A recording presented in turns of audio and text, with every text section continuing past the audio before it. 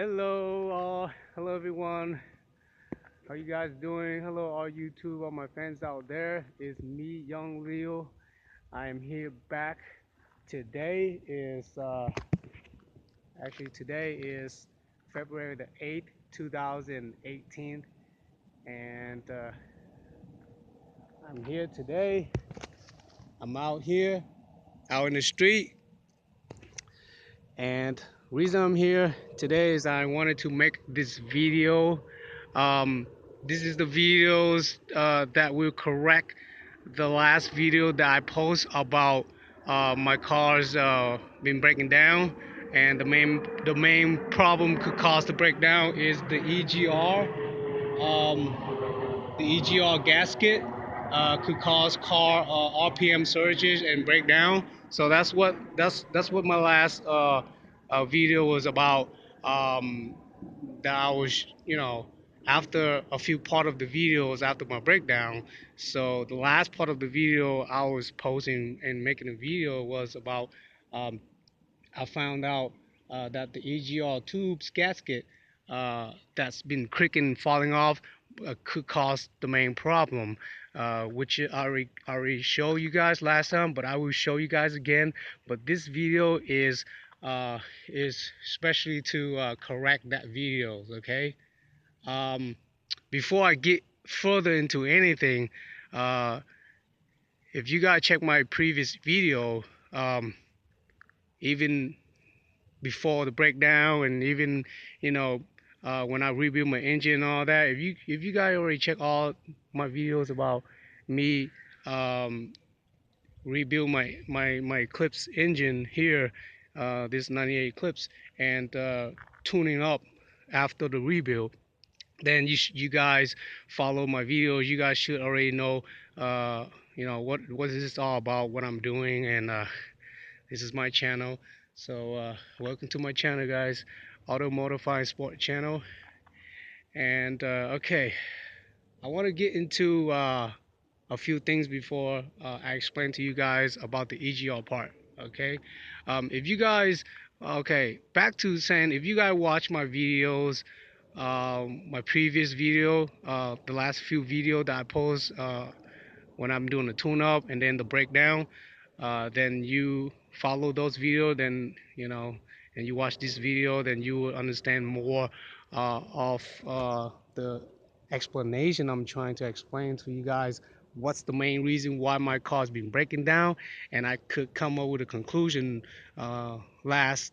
Well, not the last conclusion, but it could be a conclusion why my car's been break down, and that could be the number one causing the breakdown. And I'm just going right into that problem first instead of checking, anything else further, like renting tools and do all kind of stuff like that.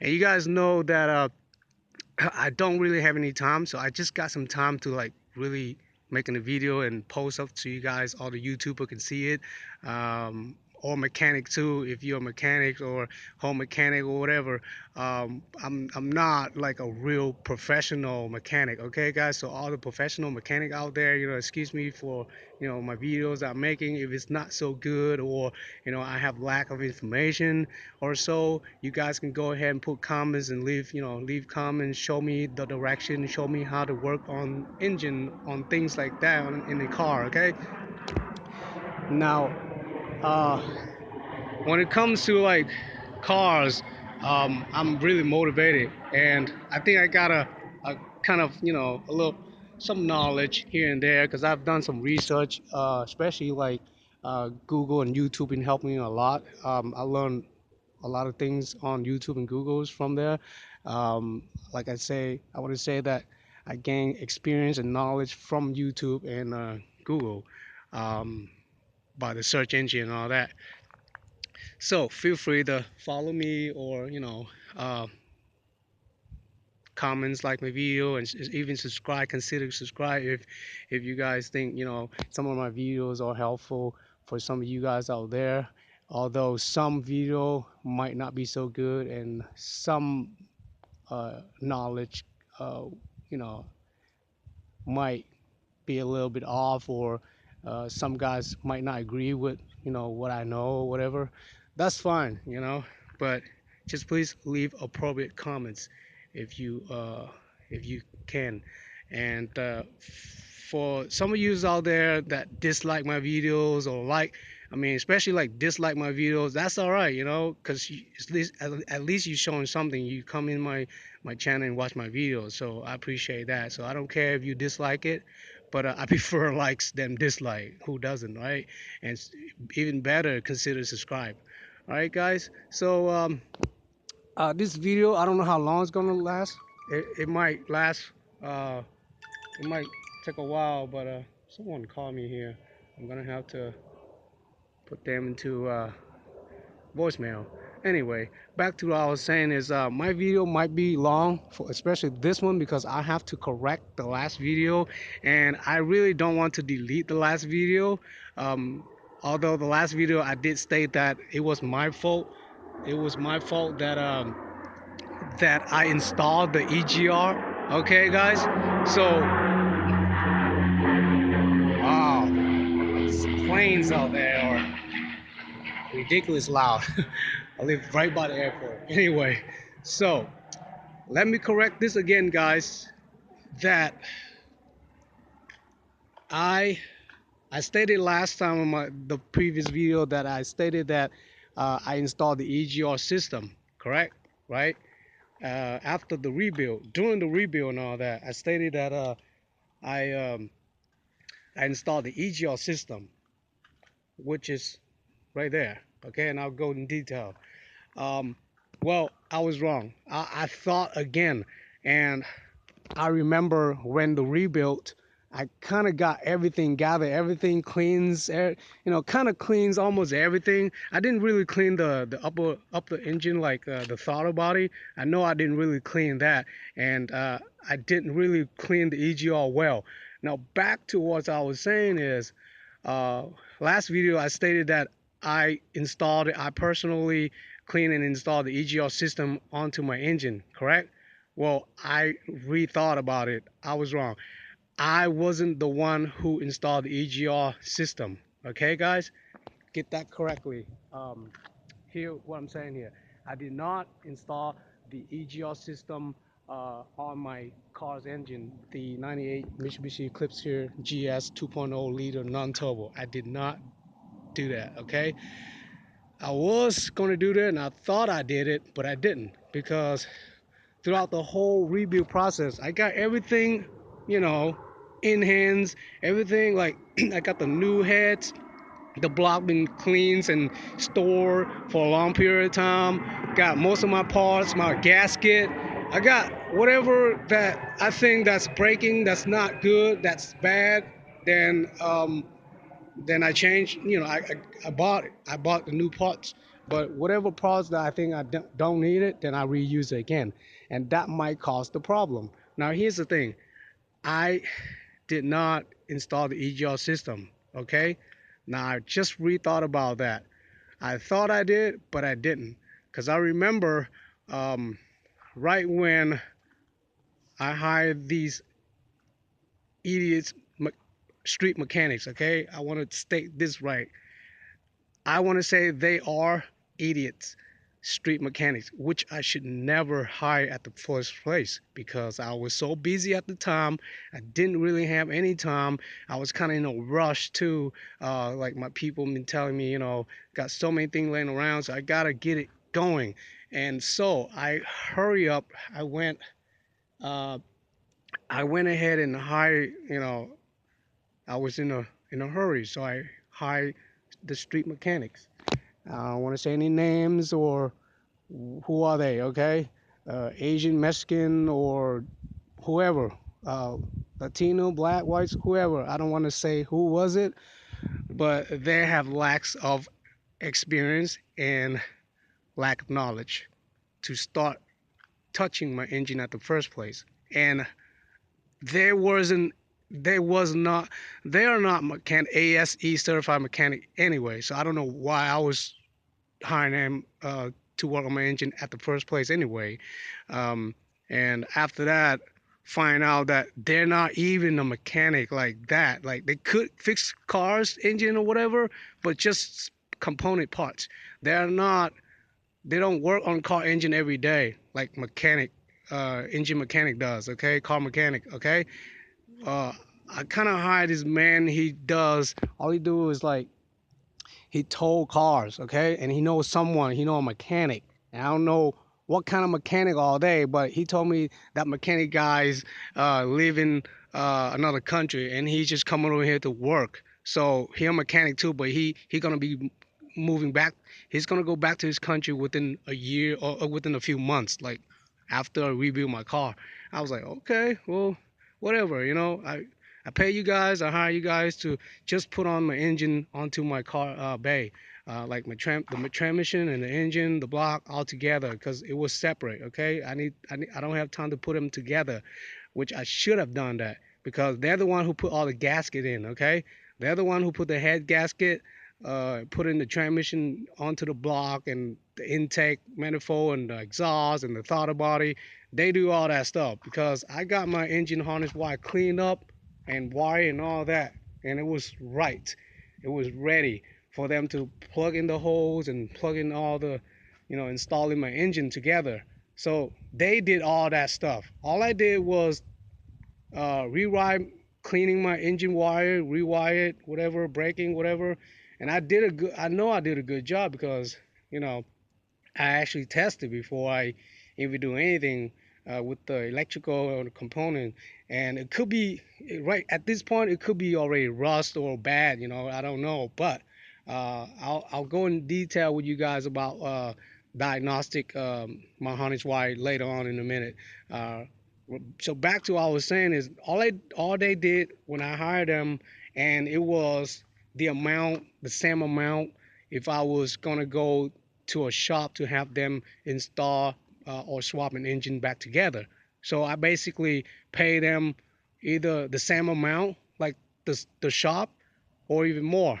So I don't know what I was thinking because I didn't have any warranty from them, even though they say that they'll give me a warranty to those guys and he'll write me a receipt and all that. But all those things does not mean anything, okay, guys? They can lie, they can just next morning or so they can disappear, and if you call the cops or whatever, they'll be like, I don't know, I didn't fix his engine, I didn't do anything, I didn't get paid or whatever, he didn't pay me. They could lie, okay? So the best thing is, because I regret. I should never ever hire a street mechanic to work on my car engine. Okay. First of all, I wouldn't even have no warranty on the car engine that's been rebuilt from them. Okay. Secondly, they're not even ASE, and they're not even a mechanic. Okay, they're probably like street mechanics somewhere, and probably messed up so many people cars engine during their lifetime or on their past. Okay, which we don't know. So best thing is go to a ASE certified mechanic shop out there. It could be a small mechanic shop. It don't really matter as long as they are certified. Okay. Now you don't really. I don't personally don't want to bring it to Mitsubishi um, dealership so they can work on my engine because it costs too much. I mean, I could have just towed my car there or towed to Asia work during that night that my car has been breaking down.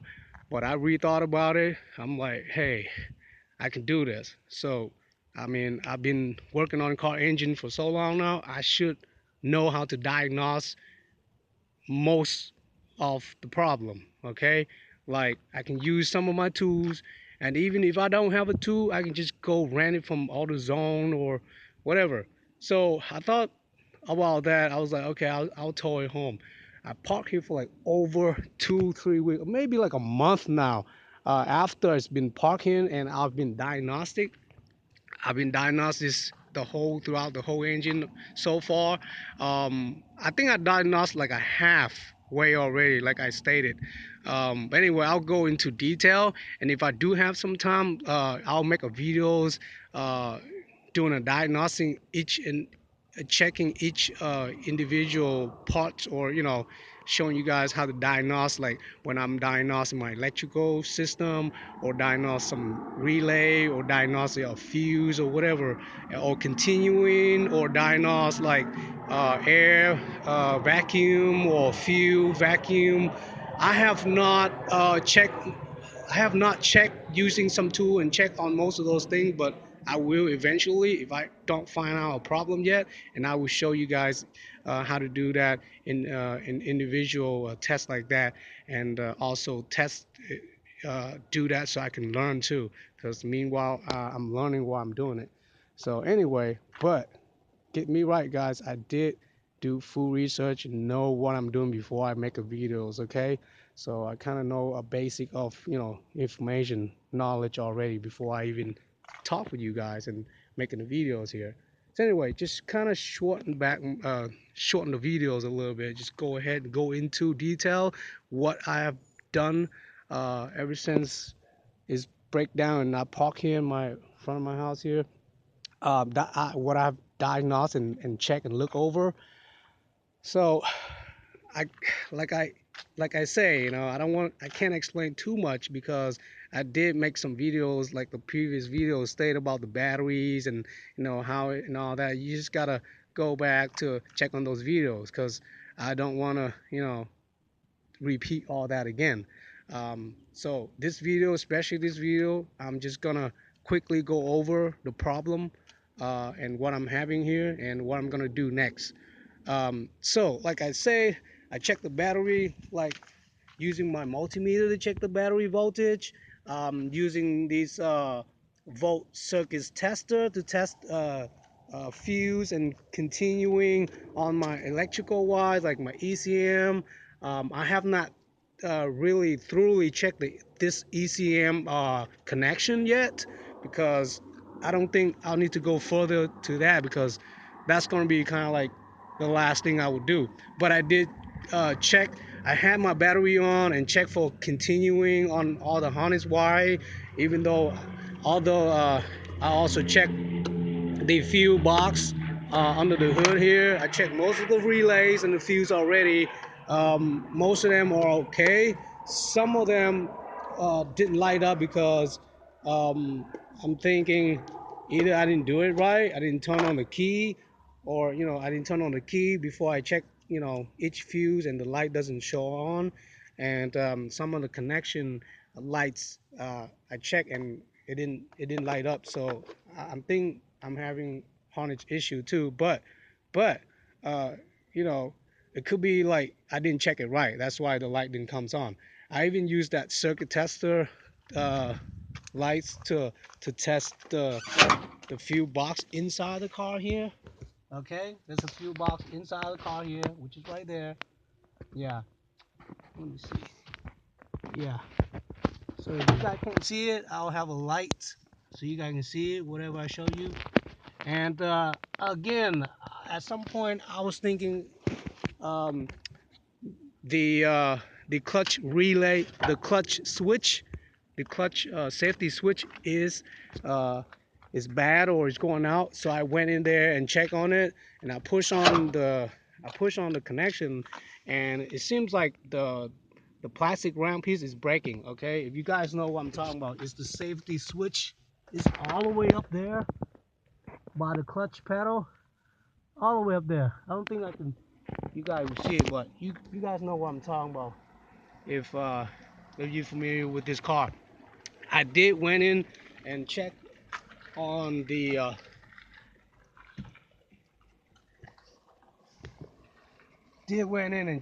the relay of where is it? The starter relay, okay, which is that one. Okay, on a 98 Eclipse starter relay, it's on the left side, okay? And the right side will be the door lock relay, okay? There's a left and a right there on the inside of the radio dash, okay? And it's different than a turbo engine, okay? Okay, and it's different than a convertible Eclipse, okay? So just remember that. I unplugged the starter relay wire out. I have not tested the circuit yet. I just didn't have time to do that. I was testing the relay, and the relays works, guy. I tested multi ways, and it works. Uh, Hear a lot of clicking. That means the relay is working. And so the relays clicking when I test it, which means I know the relays works really good. And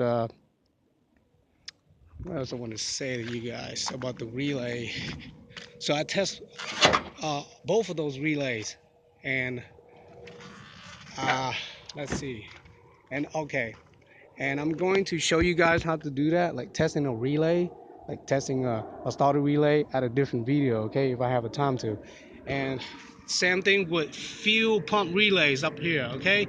These two right here, one of it is fuel pump, and I have not dig into that yet.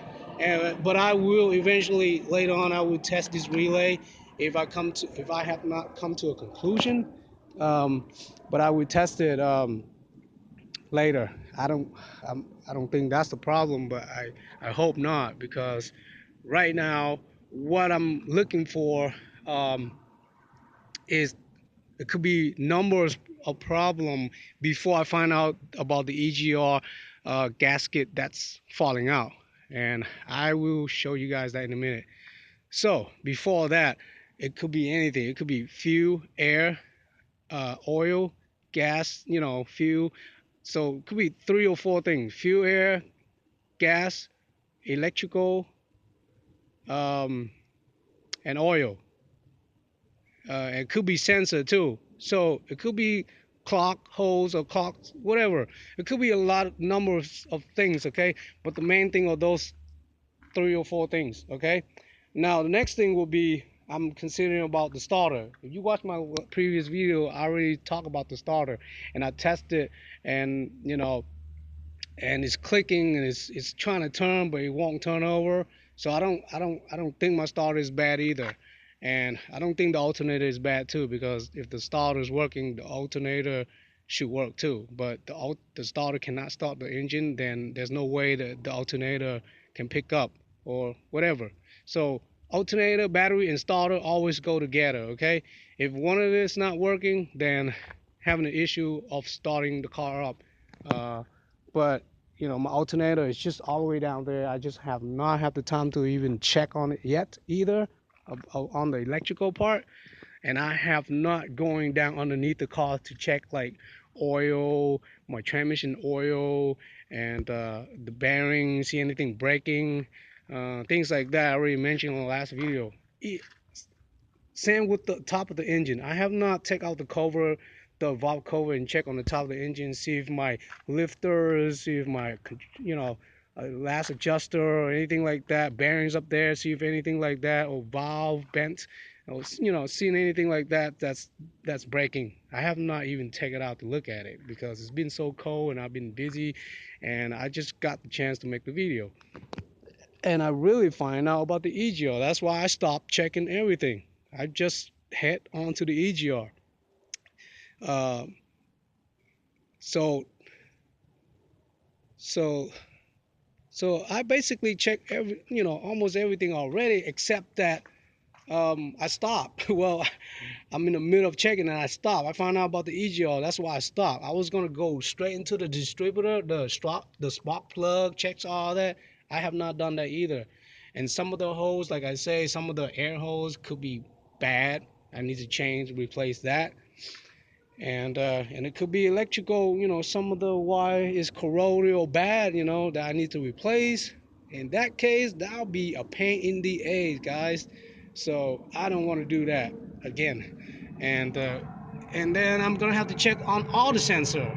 There's so much sensor around here, guys. The cam sensor, the block sensors down there. We got like 3 sensors down the block. We have like throttle body sensor. There's one right there. There's another one. So that's like 3 throttle body sensor that I need to check. Um, Also about the fuel. Like I stated last video, I'm gonna worst case, I'm gonna have to check the fuels, guys. The fuel path, and the electrical, the fuel injector too. Could be one of the ring that's clogged. So it could be numbers of reasons, guys. And here it is. Okay, what I want to say is I'm going to show you guys next. Okay, my air filter is a little dirty, but that's not bad. Just a little dirty. It's not really the main problem that I'm thinking that could cause it. Um, And then I find out that about the clutch master slave cylinder, uh, that wasn't working right, but I checked and it pushed, so it works right. That's not the problem. Um, but I was still thinking that it could be the transmission or the clutch or my block or the starter that's breaking, because that's when the smoke comes up before the breakdown. And so now I find out about the EGR. I forget all about that. I'm just focused on the EGR only, and the throttle body cleans that. So let me talk with you. I'm gonna show you guys in a minute, okay? Um, Let me go back and talk with you guys about the street mechanic, that the idiot street mechanic that didn't do the right job on my car engine, okay? I'm pretty pissed back in the day too, and even though until now, because I regret to hire them. Look what they didn't do to my car, guys. When they when they when they when I pay them to connect my engine together, they should channel the gasket for me correctly, right? Well, the thing is, I find out they I gave them all this too. The spark plug gasket hose and the valve cover gasket. You know, this is from this these parts right here. The gasket that it comes with my engine kit. Okay, guys. Most of these right here comes with my engine kit. I have all this handed to them, and they didn't see it, and they told me to buy new ones. So I did buy like the blue kinds. I went to AutoZone and bought two of these again, which I shouldn't have to. Now I'm left over with these from the engine rebuild kit. Also, this right here they left out. They say that I didn't need to install it, but guys, it's a okay. Let's say I don't need this because I got a new head. Okay, I swapped out with a new head. So I'm gonna keep this. Okay, so they don't necessarily need to change this. That's right. So I'm gonna keep this. This is 428 engine valve steam seal seats, guys. How many are they? um 2 4 6, there's like 12 or so. Okay, I will change that whenever, I do a head tune up again, or cleaning my the engine head again. But anyway, all this gasket here left over. Okay, look, I still have like exhaust gasket that left over, and a bunch of gasket in here that they say that they didn't use it because it wasn't the right gasket for my engine, and they use, because the engine kit sent you, so many gaskets for so different cars. So this is like leftover. But the two main gasket, they have already changed that for me, like the intake manifold gasket and the exhaust gasket. Now the exhaust gasket, I shouldn't have even buy it because it already comes with the kit, but I had to buy it again because I don't know, for some reason I ended up buying another one, and it is installed too. And then I got the EGR gasket. The EGR gasket comes with the kit, but not the EGR gasket tube. Okay, I got two EGR gasket tube, the smaller one, and I'll go over with you guys in a minute. And this is the EGR gasket that I bought from AutoZone. Two of it. Okay, I still got the receipt, and they're like $5 each. And it's a small gasket, and that is the gasket that I'm gonna go over with you guys and show you guys what happened with the EGR tube gasket. Okay, guys, that's blocking. Uh, I found out that could be the main problem that's blocking the patches. Uh, that's blocking the patches on my throttle body. Okay, you see that? I showed you guys last time, but if you guys check my last video, you will see it. Um, what happened is the EGR tube gasket right there, guys, is off. It's like half off, guys, like I showed you guys last video.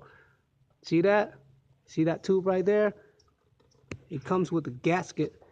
You see that tube that has a gasket? It's the EGR tube gasket. It's falling apart, guys. It's falling halfway. And it's very, very weird why it's falling out like that. It's like someone did it on purpose, or the mechanic didn't do a good job. Because remember I told you guys, I remember I did not install this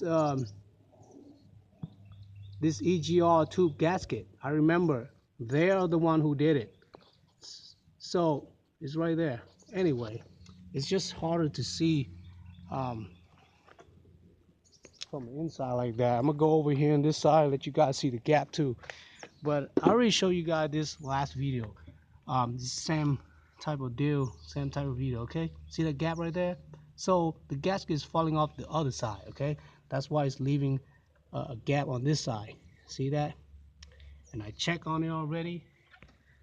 It's like the gasket falling halfway off the EGR tube holes, and it seems like I only have like a half of the holes that's that the air and the gas can fall in and out, can go through. So it's like blocking half of the hole. Okay, guys. So that is very ridiculous. That's crazy. How they did. And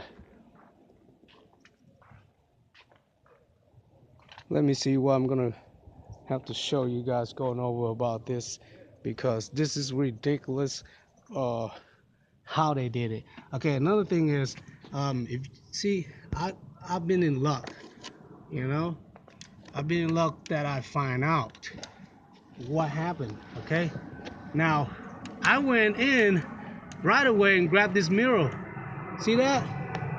I went in my house and went ahead and grabbed this mirror right away because I find out about the EGR tube gasket that's falling apart halfway. I should have taken out this hole right here because you can't see it because of that hole. I mean, you guys can't see it, but I can. Um, but anyway, I wish you guys can see better, because there you go. That's it right there. The EGR gasket, tube gasket, is halfway off. It's halfway off, guys. That's like blocking half of the holes on that patches, that's coming um, from the exhaust manifolds. So here's how the EGR works. Okay, here's the EGR, and it has the tube going to the back of the throttle body. Okay, and the back of that throttle body hole is blocking halfway.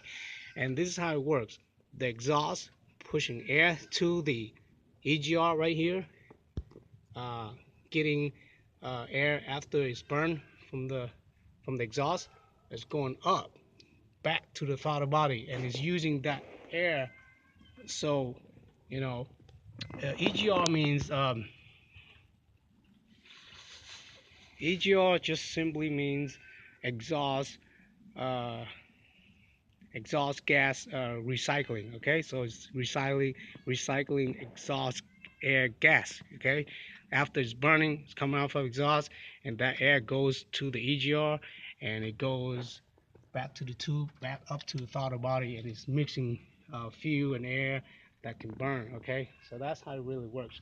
And so that hole on the patches is been blocked. It's like halfway blocked. So there's no way that's why my engine was surged and couldn't it wouldn't run. And that's why it's like idling high and it's surging, and it's just like it feels like it's dying every time I start it or push some gas. So, and then after that it got worse. My starter and the clutch start smoking. So something that's breaking after that too, because I did hear something like breaking, rattling, and I hope uh, that sound is just the engine's trying to work and the starter is trying to work. That's why it's making that grinding noise. And I hope that loud grinding noise is not does not means that my internal engine is breaking. Okay, I just hope that, because it could be that too. It could be from the EGO patches is not you know it's blocking, and it's probably clogged as hell right now. That's why it's making my engine surge and it slow down. And because of that, everything trying to work hard and it could break. Okay, like the clutch or internal of the block or the starter could break at that time. Okay, that's why smoke comes up, but let's hope that's not the case. And then right before, like way before that, a couple of days before that, i'm having either issue I'm having either issue, and it comes from the top of the engine. Okay, come from right here. It's making that loud ticking rattling noise. Okay, that means that because I didn't readjust the valve, uh, you know, right after uh, I rebuilt the engine, which I should have done that within a few hundred miles. I didn't do that. That's why I didn't adjust the valve. That's why, the valve adjuster, last adjuster up here, I should have adjusted that, underneath this valve cover. Yeah, you'll see it. So I should have adjusted that um, uh, when after the engine rebuild. But anyway, so I missed doing that. So that's why it's making that loud ticking rattling noise before the breakdown. So after that, you guys already know I sprayed some starter fluid to try to start it inside the starter body before, and then trying to clean it because I sprayed the starter fluid and it's like all this dirt from the throttle body right there. It was a lot of dirt, but actually I just went in, had a light and take a look inside. It's not really dirty, but some of the holes could be clogged. Who knows?